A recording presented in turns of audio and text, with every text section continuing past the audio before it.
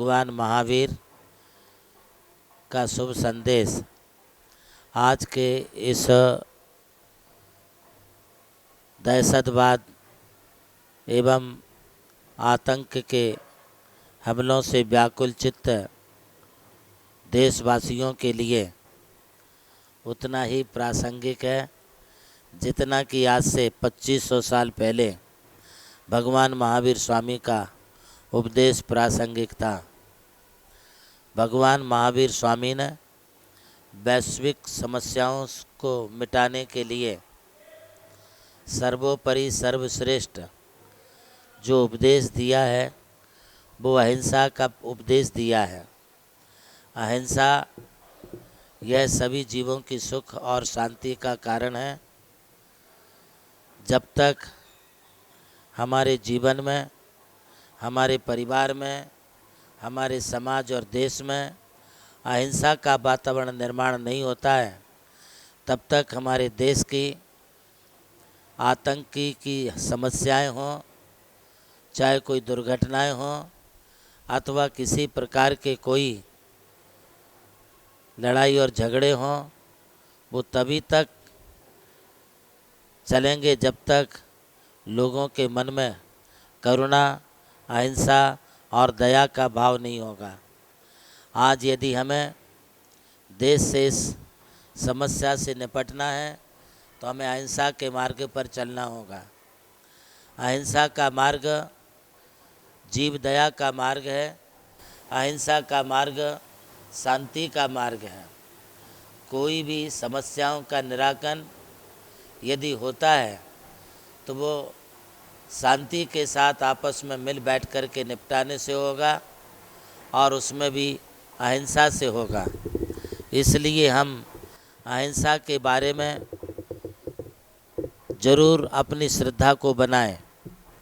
आज पारिवारिक समस्याओं के पीछे भी अहिंसा का अभाव है। भगवान महावीर का यह संदेश जियो और जीने दो का जो प्राणी मात्र के लिए हमारे लिए उपकारी है, ऐसे संदेश को हमारे लिए अक्षरशः पालन करना होगा।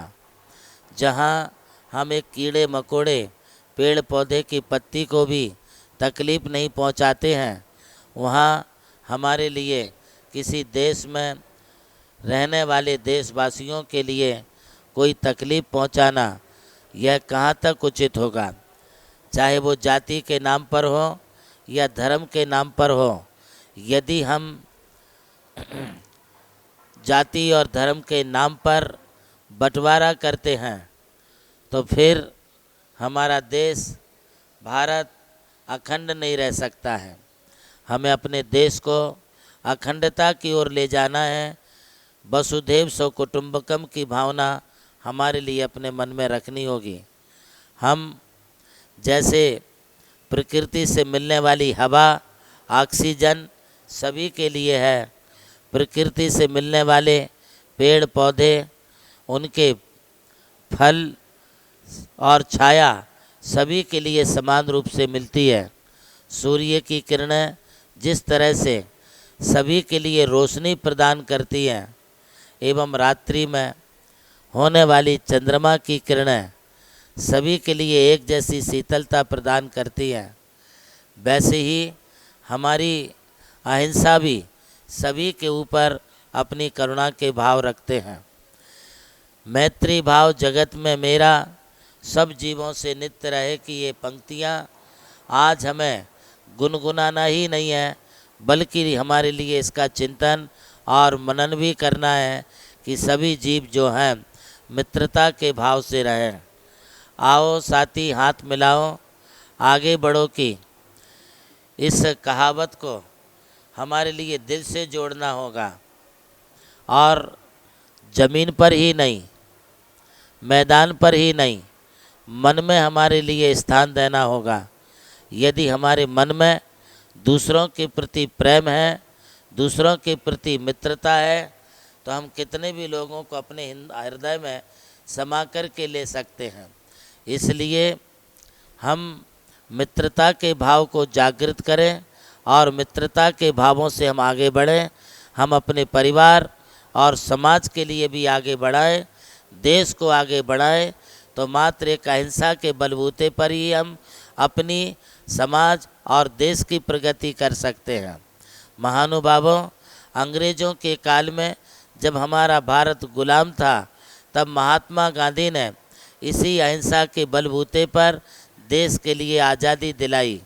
भगवान महावीर स्वामी ने भी अपनी अहिंसा के बलबूते पर संसार में होने वाली धर्म के नाम पर जो हिंसा होती थी, बलि होती थी, उसको उन्होंने आमूल चूल मिटाया।